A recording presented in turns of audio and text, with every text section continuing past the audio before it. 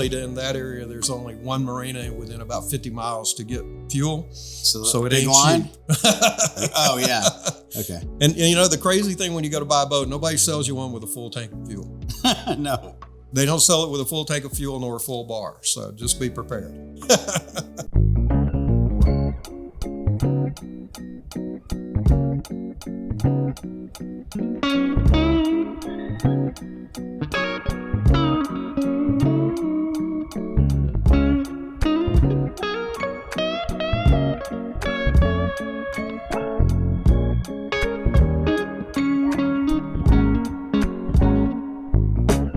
Hey all, Ted Gurman here. This week we don't have Rick White with me. He is out serving a buddy of his boat. So I invited one of our best customers over at Palm Harbor Marina, Mr. Barry Esslinger. Good afternoon.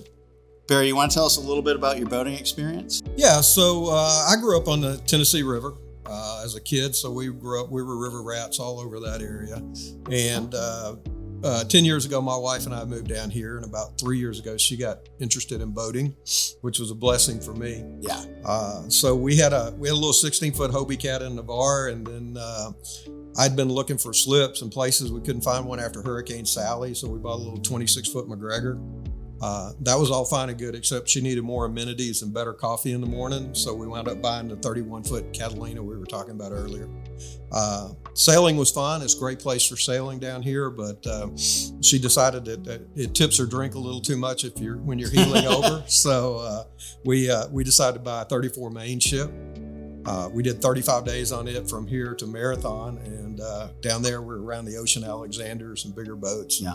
We got the fever for a bigger boat. So currently at Palm Harbor, I have a 42-foot Jefferson, 2005 Jefferson. So, Right. You just bought that like 6 months ago? about 6 months ago, coming right up on that. Yeah. And you had to bring it down from Kentucky, Louisiana? Yeah, we purchased it from the original manufacturer for Jeffersons is in southern Indiana, right across from Louisville. So in Jeffersonville, Indiana, and that's where they came up with the name Jefferson. And so we met the owners and the designers. This boat was sold brand new in 2005. Wow. And had been sitting on the Cumberland River in freshwater under a covered slip. Just at 600 hours on the engines. Oh, wow. So it's like a museum piece. Absolute diamond in the rough. Yeah. Because there's a lot of those old Jeffersons that are. Yeah, and you know those things they're built like battleships. Yeah. Heavy, 30,000 pound displacement and twin engines, and she's been great. We put in 6 months we put almost 200 hours on it. Okay. And I know that I think a few of our viewers would like to hear about your trip coming back down, and I've never done anything on a 10 Tom and that waterway, so I'd love to hear like where you guys went, any marinas that were cool. It's a perfect story. We love to tell this one. So we took delivery of the boat on a Saturday in Louisville. We had 4 days to kind of shake it down, clean it up, get it ready for the trip. So we start out in Louisville, Kentucky, just north of Louisville. I think the marina there is called River's Edge, and we were at Admiral's Anchor, and the first place to get fuel was River's Edge across the river. Unfortunately, in that area, there's only one marina within about 50 miles to get fuel. So it ain't line? cheap. Oh, yeah. Okay. And you know, the crazy thing when you go to buy a boat, nobody sells you one with a full tank of fuel. No. They don't sell it with a full tank of fuel nor a full bar. So just be prepared. But yeah, we started up there. We looked at a couple options for getting it back and decided one of our goals is to do the Great Loop. So Louisville was a good place to start. We brought it down Louisville all the way to Pensacola in about 10 days. So did you guys already get your looper flag and join the association? Yeah. Awesome. We've got our Bergie out there. As a matter of fact, last weekend we were coming back from Navarre, and I was talking to one of the other captains on the radio, and he said, "Hey, you're going the wrong way." I said, "Well, I happen to live here, so we're anchored." So far on the two boats, we've completed about between a third and a half loop. Oh, okay. Awesome. Okay. Once you add in the Louisville leg, we got a big chunk of it. And you know, at Palm Harbor, we also have a looper host. Yeah. Okay. Cool. You know, we got to do that right after we were here. Deanna ran across some people on Nebo, which is an app that you can follow other boaters, and a couple out of Canada. Dave and Becky were staying. They were having some work done just down the street at Pelican Perch.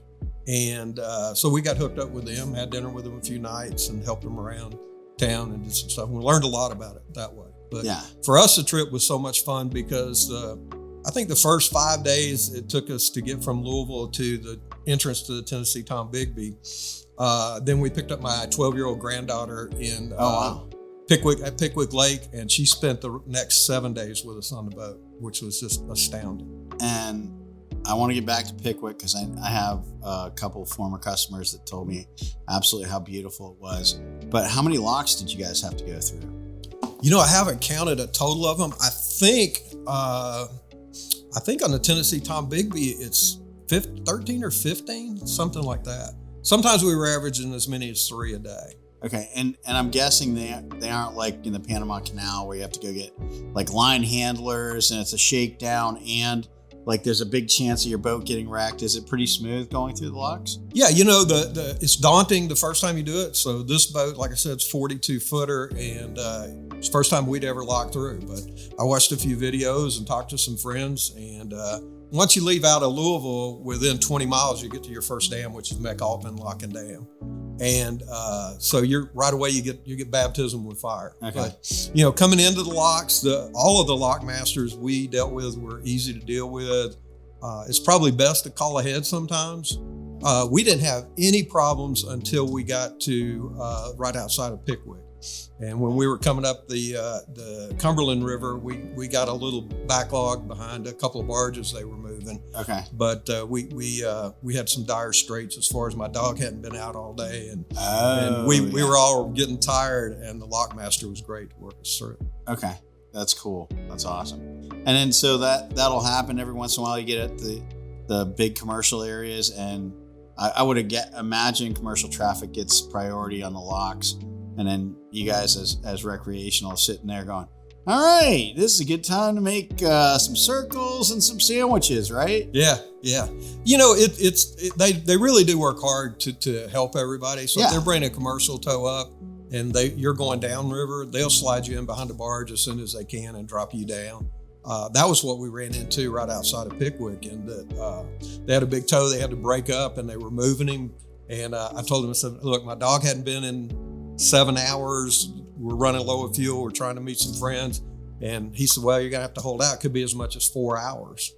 And we were like, oh my gosh. So we idled over and found one of the mooring pins. And that's the first time we'd moored on one of those. So it's like everything in yachting and boating, it's baptism with fire. So we worked in behind it, got anchored, got tied off, feeling pretty comfortable about things. And then got a call that said, go ahead and head this way. We're going to work you in. So that's awesome. Yeah. Okay. So plan B was good. And then you got back to plan A. Yeah. For the most part, all of them are very cooperative. You run across a couple, like we didn't have the name on the back of the boat because we had just purchased it and we weren't using the correct name for that guy. And he wanted all of our Coast Guard documents and stuff like that, or I'm not going to let you lock through. And so we went back and forth on the radio for about 10 minutes. And that was the last lock coming out of Demopolis. Okay. That was the only one that I had any real difficulty with, and not many scheduling problems. You can call 3 miles out or so, and they're ready for you. And I know I've had a lot of my customers like Demopolis. They really like the area. Did you guys have a favorite place that you stopped? Up in that North Alabama area, right when you come into Pickwick, along Pickwick and Green Turtle Bay. The land between the lakes area is just beautiful. All of it is beautiful. When you're on the Ohio, that's a big river with a lot of trash and crap in it. We were coming down in June, so you still had a lot of debris and stuff in the water you had to watch for. The locks there are massive. They're a lot bigger locks. When you get on the 10 Tom, they're smaller, but a little more manageable. But once you make the turn coming into the Cumberland, you're on the Cumberland for just a short period before you go off on the Tennessee River. The scenery changes. Yeah, I would imagine that, like, it's funny when you think about like the intercoastal around, even around here, because Navarre Sound in that area is totally different than between Choctawhatchee and Panama City, and it's literally like 2 night and day different ditches, and even the Alabama ditch is different. So it had to be interesting. Did you have any parts that were like ugly where you guys were like, I don't know, scared to get off the boat or anything like? No, there were no places like that. One of the places we wanted to stay was downtown Mobile. Okay. And a lot of people, the convention docks are right there at downtown. Okay. And so a lot of people are kind of concerned because it's a little sketchy area. But the night we were down there, they had a lot of events going on. And so there were a lot of people. We tied up the boat. We called the security people. They came down, unlocked the gates, and we felt great about it. But I think that was the only place where anybody was a little sketchy. Okay. On a couple of the locks on the Tin Tom, my granddaughter Hadley we got her off and she went to paddleboard. So we had her out paddleboarding and she was having a good time. We brought her in, we're heading to dinner, and a guy said, if you guys decide to go swimming or paddleboarding, just keep an eye out for the alligators.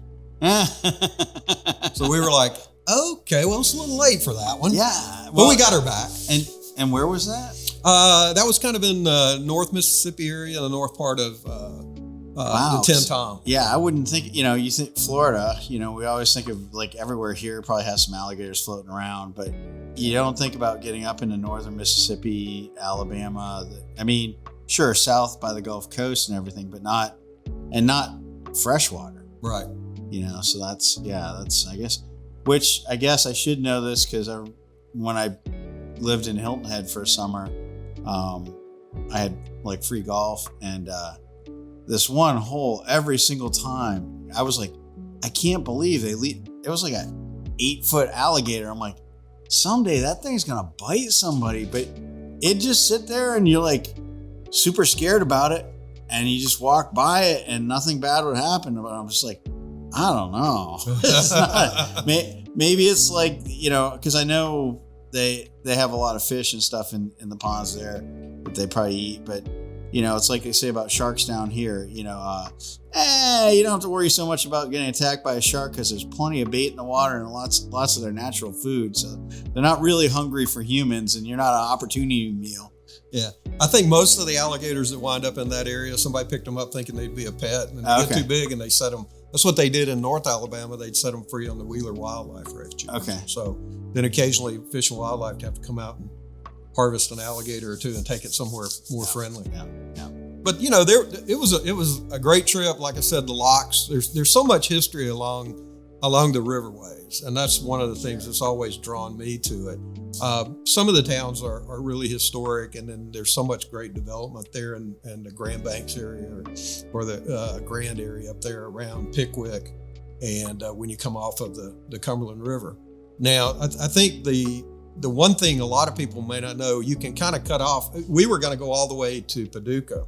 Okay. And so when I was talking about that, but you can cut off about 60 miles once you drop out of the dam at the Cumberland. Okay. You go down about 3 miles and then come back up the Cumberland right by the dam, and then you're in the river. Okay. And that area, there were a lot of tows working that area, and they were there was a lot of traffic to navigate through. And was that your first time around that much big commercial traffic? Yeah. It's a little daunting, isn't it? Yeah. The boats are bigger and they know what they're doing. And I got honked out a couple of times because I was churning a little too much wake on the boat. And because they're so low to the water, you're actually washing too big a wake, you'll wash it right over the bow. Well, and I would imagine too that because you're on a river, there's current, so your boat doesn't handle like it normally does. And so you got a little bit of like, how do I drive? And then you got the commercial guys radioing you, and you're like, okay, I need to look over here and like see and did you guys have AIS on that? I did not, but I just purchased AIS and I love it. Yeah. It's I would say it's the top safety feature. I'd put that as very top on if you're going to do cruising. You got to. No, absolutely. I've been on one boat down in Miami that we didn't have it, just regular radar, which still you could tell pretty much where the commercial boats were. But, we had a 75-foot boat bearing down on us, and it was, I had radar signature, but nothing besides that. You didn't even know what it was. So if something bad had happened, I don't know if they would have even got caught. We wouldn't even know their name if they'd run us over. And then the time it was really annoying was we got into not quite Venice, but came in through eastern Louisiana, came across the Mississippi to go out, going towards Houston. And when we tied up, I was like, okay, shut off the AIS, because there was probably about 10 to 17 different crew boats and everything that were at the same marina.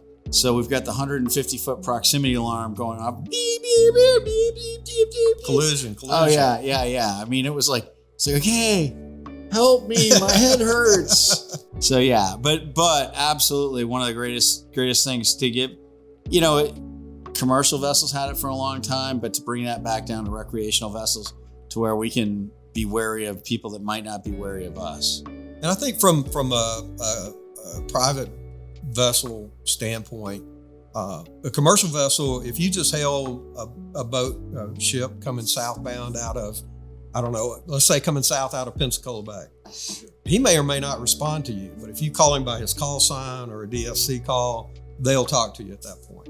Now, because they know you know who they are. Yeah, you know who you are, and you're probably a legitimate target because they can see your name and your vessel and your speed, and they'll respond to you. We learned that with we've done 3 crossings of the Gulf from Carabel to Tarpon Springs area or Clearwater. The first one, we brought our boat, the 34-foot main ship, from Clearwater to Carabel.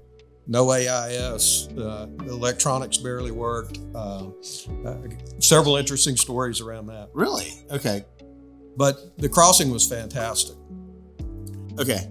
Yeah, because I mean, most of the time that I've gone across that section of the Gulf, I haven't even seen, like, from here to Anclote, basically, like when you get about 5-6 hours out, and that's at 6 knots, so we're 35 miles offshore or whatever.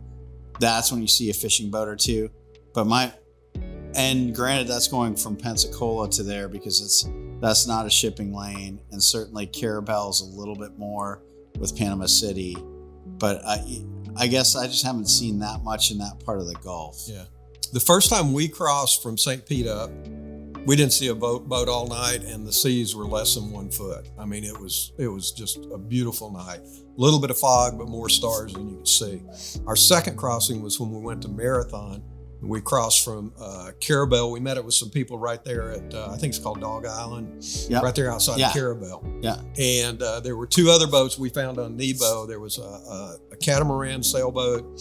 We had a 34-foot, and there was a 39-foot main ship going along. And we just asked if they were crossing. They said, yeah. So we just all hooked up. And one of the guys had AIS, so I could hear him calling the main ships and things like that. We didn't see anybody till we got down closer to Anclote Key and stuff like that. And then my favorite unknown encounter, when another boat that didn't have AIS, but we had 3 people on watch, so it wasn't not critical, and it was moonlit night. But we're sitting there and we're looking and like, what is that? And 2 of us had just gotten our captain's licenses, and we're like sitting there going, wait, what? And it's like, well, it looks like some sort of tow, but what? And so we grab the radio. This is sailing vessel, whatever. We're, this distance off some sort of commercial rig. Cap, what are you? And he's like, we're a commercial offshore tow with about a 2-mile hauser. Holy cow. And he goes, it's about an inch thick cable. If you guys want to cross between the 2, we'll call the Coast Guard for you to come get rescued because you'll probably be floating in the water. I'm like, thanks, Cap. And yeah, so I guess that's the other thing too, is AIS is awesome. If you don't have it and you see something out there that you don't know, here's Rick's tips for those that don't know. Pick up the radio and call, because boaters are for the most part friendly and want other boaters to be safe. And especially if you're like the only 2 boats out there, and it's so much safer to ask than not. Oh, absolutely. Absolutely. I think that, AIS, like I said, I've had my AIS now for about 3 weeks and just absolutely love it. I've used Navionics for a long time on my iPad and things like that. I had fully upgraded the electronics on the main ship, but I've got to do that on this boat. Now, I'll say with Navionics, if you're on the rivers, it has a really tough time charting through all the curls and swirls and dangers and information. for the rivers, you have to take it in really small segments. I did get into trouble with coming into Mobile. I had in my mind's eye how we would go into Mobile, down the Mobile River. Oh, yeah. But Navionics routed me over through a little channel, which was beautiful to see. But when you came out the other side, it was like 5 or 6 foot of water. And then it dumps you in the Tennessee River. Well, that dumps you right next to the battleship Alabama. And that bridge is just barely 24 feet. And I'm 17, and then if I drop the antenna. So there was a pretty good pucker factor coming along beside the Alabama. Yeah. And that's a big ship, but I don't really remember much about it because I was more worried about not running aground or having a problem. So I think what I've learned as a new captain or new boater or yachter or whatever you want to call it, there's so much great technology out there. But like you said about AIS or using the radio, please learn it. I mean, study it, find people who will help you with it, because following Navion, I followed it blindly for about 10 miles, and it was one of the scarier things I've done in the yachting, and depth finders and things like that, which I don't have on this boat yet. We've got to get before we start doing any major travel. How long were you guys in Key West? We were there in dock at Marathon for 7 days, 1 day in Key West. We went by car. Oh, okay. We didn't try to navigate into Key West. We had friends staying at Marathon, so we were. Yeah. Total trip was 35 days. Yeah. Okay. Because I have a story about, we had a chart plotter that wasn't, nowadays they're 9 inches diagonally or 12 inches diagonally. They're really a small TV. I mean, it's relatively easy to see big areas, small areas. This one was more like, iPhone size, 6-inch, and I picked not the Northwest Passage where the cruise ships go through that we were supposed to be going, but the little channel that the flats boats go down. Oh, wow. And we were in a 6-foot draft sailboat, and I went, wait a minute, this is getting narrow and windy. And I'm like, this doesn't look like a channel. And I'm like, okay, something's wrong here. And I zoom out and I'm like, okay, guys, I hope we got room to turn around, because I don't really want to try and back a full keel boat back out of this channel. But we got out of there okay. But it was like you said, if you use the electronics a lot beforehand, before you get into a situation where you need them, they're going to support you. If you don't, sometimes they bite you. Yeah. I'd say don't follow it blindly. Right. And it's easy to get in the habit of not looking at the real charts. Yeah. Because you've got it on your tablet or your phone and you think you've got it covered. But I've gone back now. As a matter of fact, last night I ordered some charts. We're getting ready to go to New Orleans in February. And so I bought charts for it. There's just things you can't see. Right. And the Navionics upgrade on your iPhone right now doesn't give you depth as well. The iPad, they haven't updated yet, the version for that. So I still get good depth readings and things like you would on a chart. Yeah. But don't follow it blindly. Yeah. It'll bite you. Anything you do, it's like, I also have a pilot's license. I flew for several years. Yeah. I'm inactive now, but the old joke always was the crash happened here, but the cause happened up here. So the chain was broken here. The end result was way up there. And boating's the same way. You get in the Tennessee and all of a sudden there's a 4-foot sandbar that's washed in. Or trying to go in at Dolphin Island now at Pelican Point. I've been studying that for a long time. And even the main charts are blocked out on the south side of Dolphin Island because there's so much shoaling from the last few hurricanes. Yeah, okay. And then back to the trip, what was your favorite bar, restaurant, whatever establishment? Wow, I'd have to go back through my granddaughter's Hadley did a whole we bought her a little Polaroid camera, the zip selfie thing. So she journaled the whole trip and she kept up better with the restaurants. Lots of great places down there. I could go through and find them all. I should have listed them before we got there. So nothing that absolutely blew everything else away. No, there were a couple in Mississippi we had fun with. I'd say the one place I would be cautious as a boater is this without getting in trouble, but just north of Mobile. Are you familiar? Okay. Yeah. Familiar with it? Yeah. You can get in trouble there. You can get in trouble there. First of all, they only sell over the road diesel. Yep. Which is not the best stuff for your boat. The restaurant there is closed because of COVID. The closest restaurant was like 6 miles away in a little town, but there's no Uber, there's no real cell phone service, Right. there's no services like that.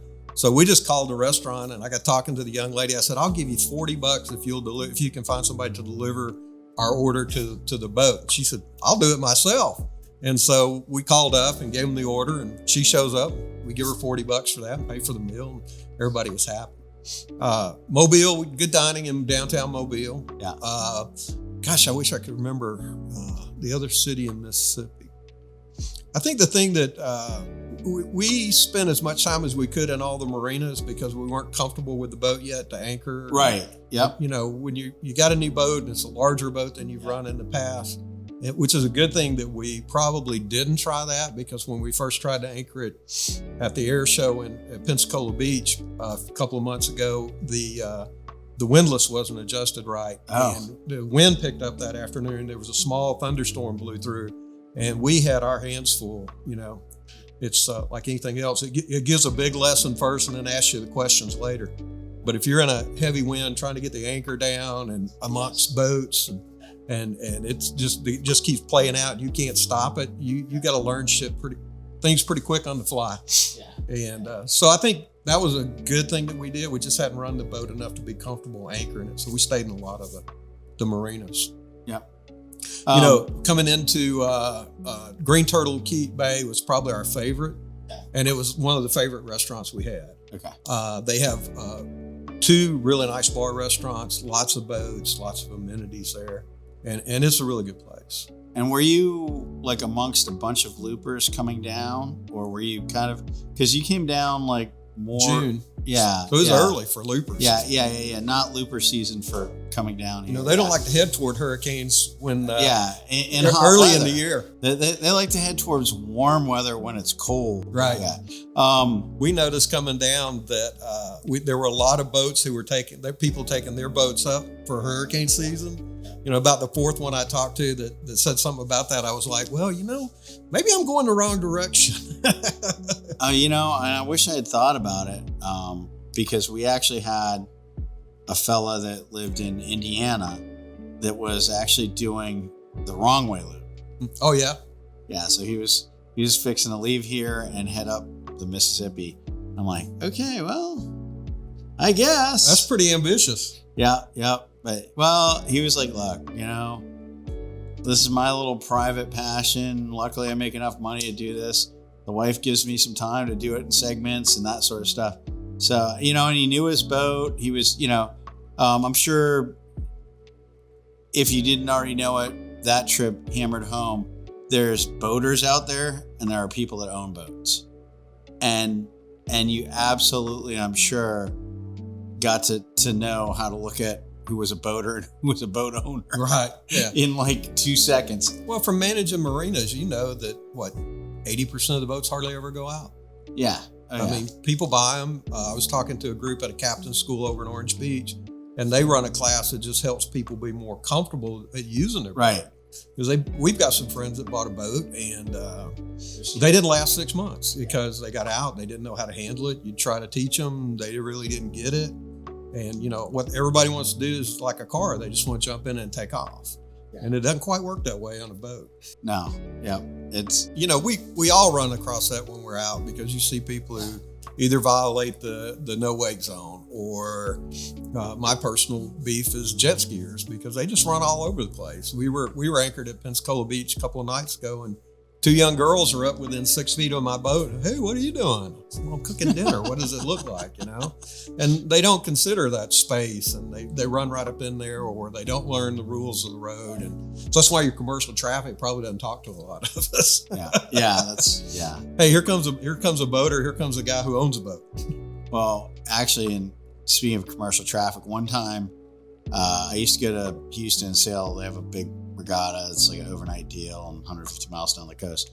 But we're heading out there. So a whole bunch of my buddies from Houston, we're heading out, and we had I think we had Bloody Marys going, but we're kind of over on the edge, and we hear the commercial traffic, and we hear this one captain, yeah, just passing a sailboat here, and looks like they all got mimosas. And my buddy grabs the mic and he goes, "Give me that, Teddy." He's like, "Excuse me, Captain. I'll have you know these are Bloody Marys. Thank you very much."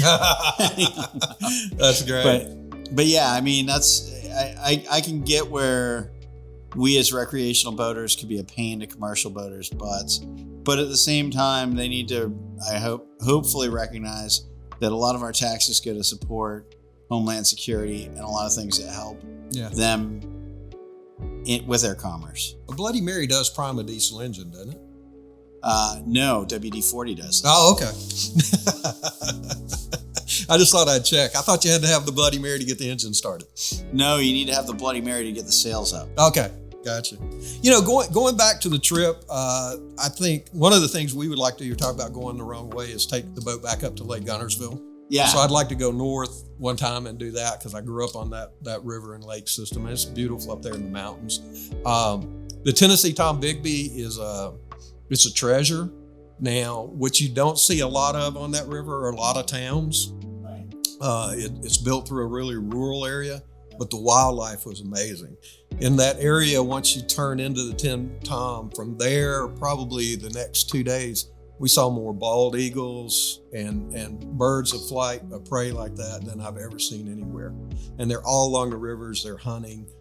Most of the time the water is just slick as glass. You'll occasionally get a little wind blow in the right direction and get some ripples. Easy to navigate, it's open areas. A couple of the marinas are a little tight getting in and out of, but they're not bad. If you want to drill down later on, we could go through marinas specifically and talk a little more about that without me thumbing through my little notes here. But it's a joy to do that trip. We've done enough in the Gulf to appreciate that. But if you're looking for scenery and shopping and great dining every night, the 10 Tom may not be your best option. Yeah. Well, I mean, do you really have an option where you have that? Because the Mississippi itself, while there's some towns along it, is not exactly tourist central. Yeah. I mean, well, river towns are like that. We're spoiled on the beach because we're a 30-minute ride to everything you want to do over at Pensacola Beach or wherever. And there's lots of tourist attractions here. But the real working part of the waterways is neat to see. There's a couple of steamboat museums along the way, and they're right there by the dams, and just a lot of neat history in those old river towns. Oh yeah, absolutely. I grew up in New England, and pretty much everywhere there, the towns sprouted up by a river where they could get a mill going, and that was kind of, when you look back at American history, water was the first engine that we had for really commercial industrial and any kind of anything really. And rivers were a huge transportation system as far as just being able to bring your goods to market and come down to, New Orleans used to be like one of the hugest ports ever. And I still think today the transportation on the rivers is, if you've got time to wait for it to arrive, is cheaper than running rail or some of the other things from what I've heard. But, oh no, absolutely. That's why all along the Gulf Coast, you see, where there's not pipelines, it's barges, because it's so much more economical to transport stuff on a barge than it is over road, because you get so much more product on there. Yeah. We go back talking about the electronics. We travel with Starlink. Yeah. We went ahead and bought the offshore version. It's like $250 a month when you turn it on. The equipment's like, I think $3,000 or something like that, but we can run our business from that when we're out. Sure. The cool thing, even though I have my 12-year-old granddaughter Hadley with me, she wasn't on the internet anytime. It was awesome. It was nature. She loved learning about the rivers. She became totally obsessed with every one of the dams. I have a great video of her where she's standing at the helm of the Jefferson, and I had taught her that when it eases toward the wall, just do the engines, move it away from the wall, and go back to neutral. So I have a great video where she's doing that. And my joke is, awesome. For these guys who actually think they have barrel thrusters, watch my 12-year-old granddaughter run a boat. Nice. Nice. So she would adjust the boat in the lock, and she would pick up her radio and put it back on her thing. Oh, wow. She called the lock masters, Cool. Yeah. Kentucky Woman's entering the lock and Kentucky Woman's secure. They would come out and talk to her and cut up and have a good time. And she it was amazing to watch. And with all the things that are thrown at kids today, it was amazing to watch somebody just step back to the way we grew up, where it's just simple, right? Radio, boat, dinner tonight. The rest of the day we're running. Yeah, and I think the other thing too is that it's great that she's 12, because they're at that age, their brain is not fully developed by any means, but they can understand the concepts of drift and travel, and that this action makes the boat do this kind of thing. And like you said, if you gave her a little visual reference, so she'd get reinforcement out of that. And just, that's, I used to teach kids skiing, and my favorite age were the 8-year-olds, just because they actually still listen to you. The 12-year-olds would learn way more, but every once in a while you get some that didn't want to listen. Yeah. But that's great. I think as boat captains, we kind of need to be like that 12-year-old, because that's right. It doesn't matter where we've traveled on the boat, whether we were in Louisville. Handling a boat in the Ohio is different. I mentioned earlier, there's a lot of debris there that you got to watch out for logs and things like that. But when you're docking your boat the first time, you're headed downstream, but you've got to turn and dock on a T-dock that's just basically on the side of the Ohio. You got your hands full getting that thing on the dock.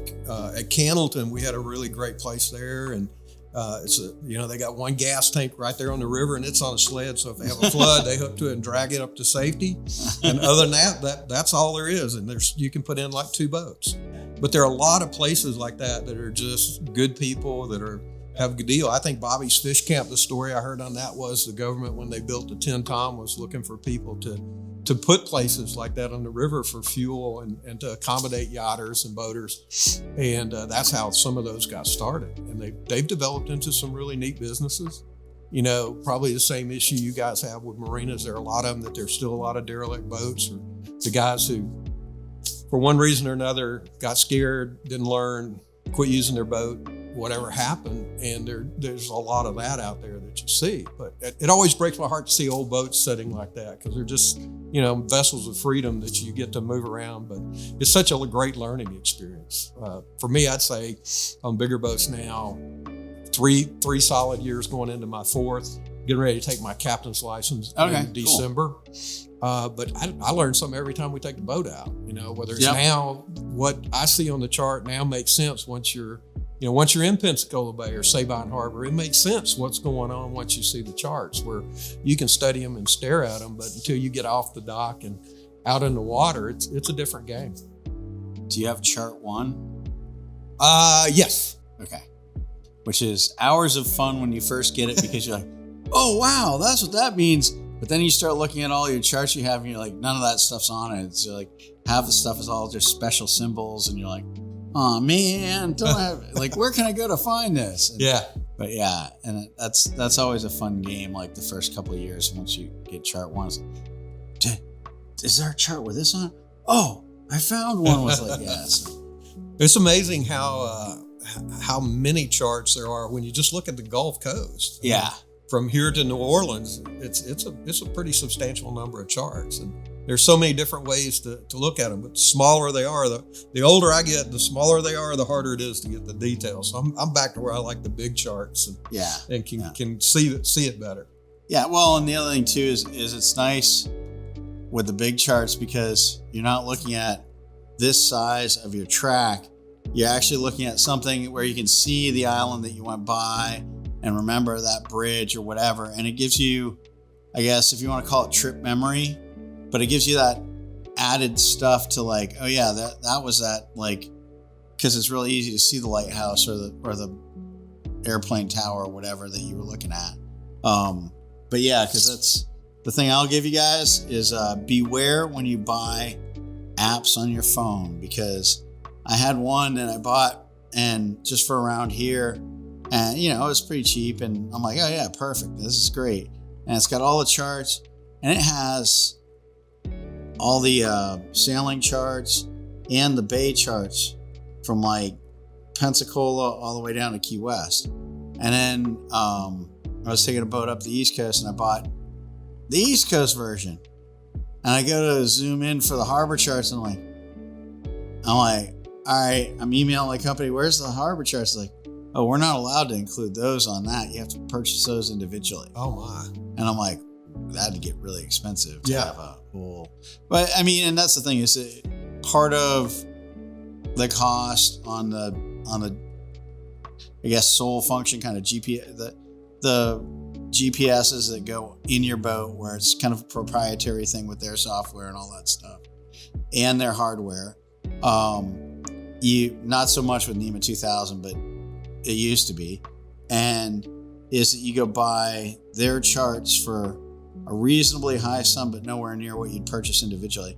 But you also now have like 600, 800, 2,000 in the display, which you had to buy to get that chip to get all those charts. And it's, I mean, I'm not one of those like, oh, the charts should be free, man. Because I mean, there's a lot of money that gets in the cost of putting those together. Oh, absolutely. But at the same time, you know, I haven't had to buy charts in a while because I have all the ones I need for around here. I haven't gone farther than the Keys really in a while. But it's like when you look at it and it starts to become like $1,000 worth of charts. And I get, if you're doing the loop, that's a fair price for when you look at how much of the waterway you're going through. That would make sense. But and I haven't even thought about that, but that'd be a real stack. Yeah. Oh, yeah. And then where do you store them? You know, Yeah. Modern boats today aren't designed for that. You don't have cubby holes to keep your charts in, things like that. So you've got to roll them up and put them somewhere. You know, the electronic charts are good, but I'd just caution people to be really careful with that because there's just information you can't drill down to. You know, Right. The reason I got to looking last night again is I want to go to Dolphin Island into, I think it's called Pelican Point there. And when you're going in there, every one of them has a square blocked out. And I kept reading and reading. It took drilling down, shuffling through, and then blowing up one of the big charts to realize that that's just what they're telling you. There's not enough new information to go and map that. Right. The same thing, you know, when you're on the Tennessee-Tombigbee, you don't have to worry about tides. Right. But when you get down to, But you have to worry about flood level, don't you? well, you do if you're traveling in the spring and the fall. You know, because you're going to get the spring floods that are going to raise it. Fall, you'll get some of it, mostly in the spring. The bigger thing was logs and stuff. I think we only had 2 thunderstorms we had on the whole trip. Oh, okay. But when you're down in the Keys or like Everglades Isles down there, beautiful place to go. But when they tell you there's only 4 feet of water at low tide, baby, there's only 4 feet of water. If you're drawing 3.5, there's a big pucker factor running through there. And so I new captain learned pretty hard that where you could cut through a channel in those, not really barrier islands, but they're kind of like sandbars out there that's normally 7 feet. Well, if you have an extremely low tide, now you're down at 3 feet. And, Yep. And it's pretty scary when you get into that.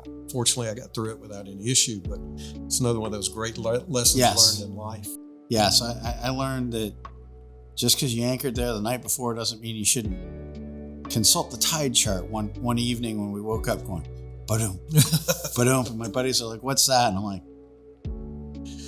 I'll be right back. Start letting out about 100 feet on that anchor, and I just took the dinghy out back and threw a stern anchor out. We pulled ourselves out about 100 feet, and we were fine. Got back into it. But we were near an island in the Marquesas, and I'm like, yeah, great. We won't have to like swim so far to get to shore in the morning. And I'm like, but I should probably check the tides because we got 2 feet now. It was like a 2.5 foot tide or something like that. So we were close, but a little miscalculation. And yeah, nice thing about a big sailboat with a keel is that if it had been a rough night or something like that, it would have been a different thing. But it was pretty, you know, the bumps were the 4-inch waves of like some long ways away wind or something. But yeah, so yeah, you learn. Boating will teach you, and the whole thing is if you pay attention to it and you learn your lessons and you pay attention to the big lessons, the small lessons you learn along the way are usually just small lessons, not the big whack in the face. Yeah. I think the big thing for people who would be planning that Tennessee-Tombigbee loop or the Ohio to Cumberland and then up is fuel. Okay. You know, I started out with a boat that I just purchased. So I don't know if I'm running 15 knots, am I burning 20 gallons an hour or 10 gallons an hour? And you learn pretty quick, but we were under kind of a time crunch. So a lot of the time we were running 15 knots. Okay, yeah. And we were cranking some fuel, when you pull in and pick up 225 gallons of fuel, $5 or $6 a gallon. So you bring tears to your eyes. Yeah. Well, yeah. Although if you'd looked at delivery for that boat, it probably would. He probably still came out ahead. With that fuel. We were talking about that with somebody the other day, because when you think about it, so a 15-foot beam boat, even when you drop the radar arc and everything down, but you put it on a trailer, that boat's still 17 or 18 feet tall. Yeah. So it's a lot to consider, plus the escorts and everything to get it here. Yeah. It's not half as much fun as taking it out on the water. Right. Absolutely. Yeah. And then the other thing too is so you guys figured out your fuel burn just by, here's how much we used, here's what off of your log, basically. You knew how long you ran, how many hours at what RPMs, and then basically you had a good running idea of what your fuel burn was after that. Yeah, because that's just experience. Because every boat burns a little different, right? I mean, my main ship at 8 knots crossing the Gulf would burn about 6.5 gallons an hour, running twin 240 Yanmars. Now, the Jefferson has twin 355 Cummins, so it's 710 horsepower, and it burns considerably more. At 8 knots, it's burning about 10 gallons an hour. Yeah, but it's pushing a lot more weight. It is, 50% more weight. Yeah. Now, the scary thing about a boat like the Jefferson, you get into that larger displacement. When you're running 15 knots, you're kicking a 3-foot weight behind you. Right. And it's, you look around sometimes knowing that we're responsible. I heard a guy squawking at somebody this weekend coming back in about he's responsible for his weight. And you could think about that, even in a rural area, you could tear up a dock or slam a boat into something. And it's daunting to, you really got to pay attention. Well, yeah. And with that heavy displacement boat too, the other fun part about it is how much more distance does it take to stop it than the main ship? Yeah. Because that's what people forget too, is that now I guess you're going from in the main ship to that boat, not quite the destroyer to the battleship, but like a destroyer to a battle cruiser, and it's definitely not as nimble and not as easy to go, oh, pump the brakes. The brakes hit and reverse it'll stop it, but I think that's the hardest thing, going back to when you were teaching sailing. The hardest thing is to teach somebody, okay, this is a 30,000 pound, 42-foot boat. It's not where it's at right now. It's where it's going to be at in 30 seconds or 2 minutes. And how fast are you going to be going? We watched a couple of videos when I first started learning to dock my own boats, and it was like, don't go any faster than how hard you want to hit something. And that's a pretty good lesson. So, just ease in and learn. I think it goes back to the boat owner and the actual boater. If you don't go out there every week, you won't know. And if you're not, you've seen me when I'm over on the boat, I'm crawling in and out of the bilge. I'm checking the engines. I try to do as much maintenance as I can myself. Right. And we had to learn that coming down, those rivers, going down at night. I hadn't been on the boat 12 hours when we headed out. We bought 2 boats like that, and we bravely jumped on them and just hauled freight to get back home.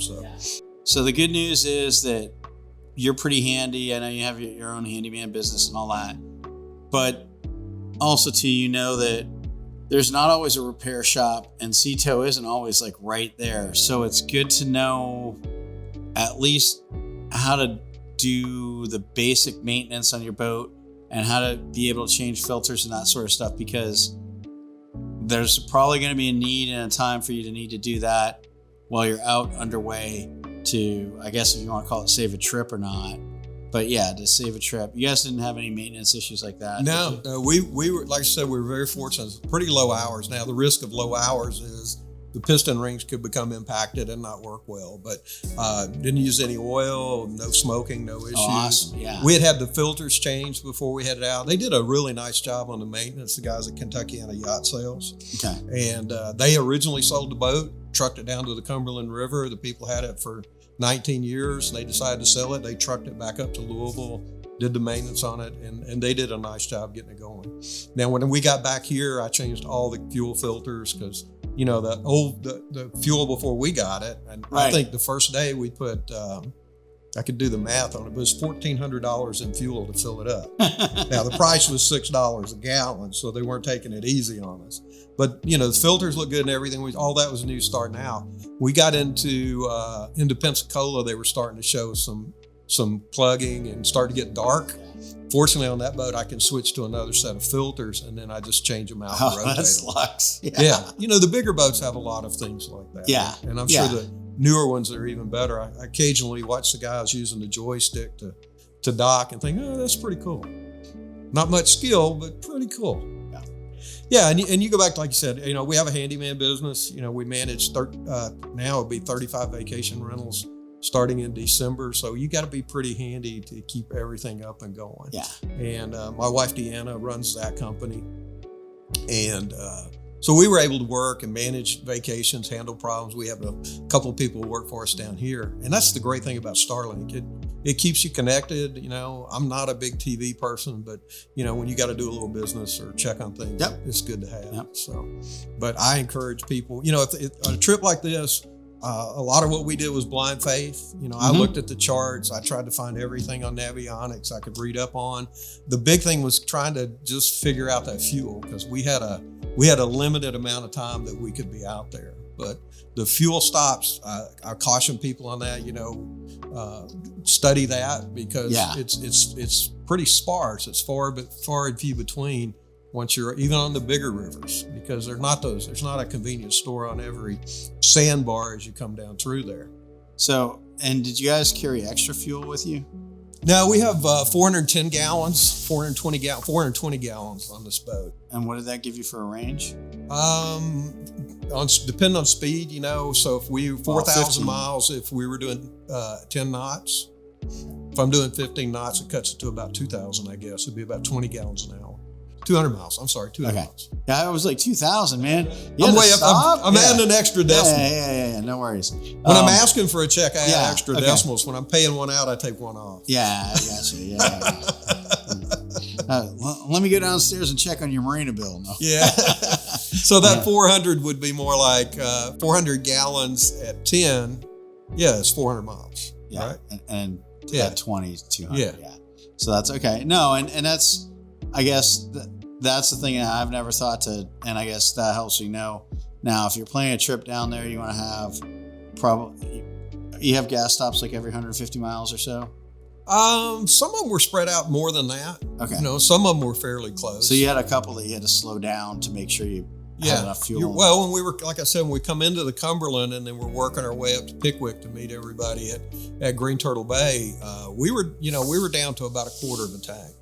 Now, for me, that makes me nervous, because, you know, if I'm stuck 4 hours out here and need to run the generator, I didn't have a clue as to what the engines would do. Most of the stops, like I said, fuel was good. People were friendly. You didn't have any problems. There's just one or two that I would be cautious about. There's no restaurant in the fuel suspect, but they try to avoid. A lot of people try to avoid doing that with buying fuel there. And it's anywhere else you go. I've seen other places that do over the road fuel. You know, they're still charging us $5, but they're buying it for a lot less. Yeah. I'm really cautious about that, because I get out of the over the road, and all the engines I've run has always smoked a lot. So it just smokes up the back of the boat.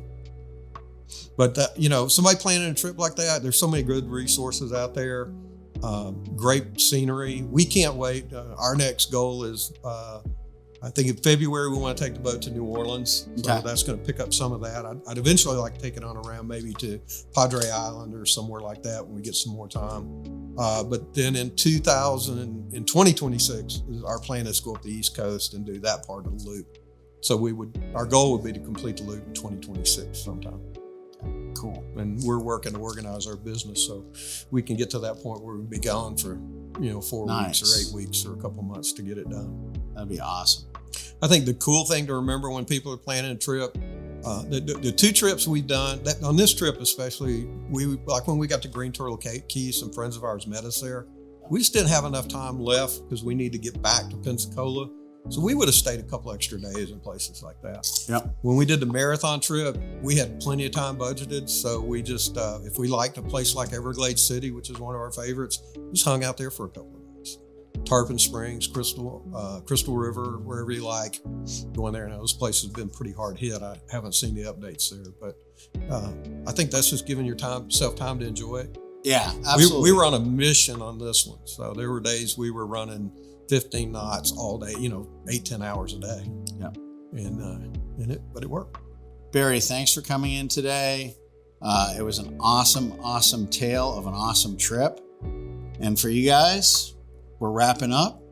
We'd like you guys to tune in next time and see who shows up, because we don't know if it's going to be Rick or another special guest.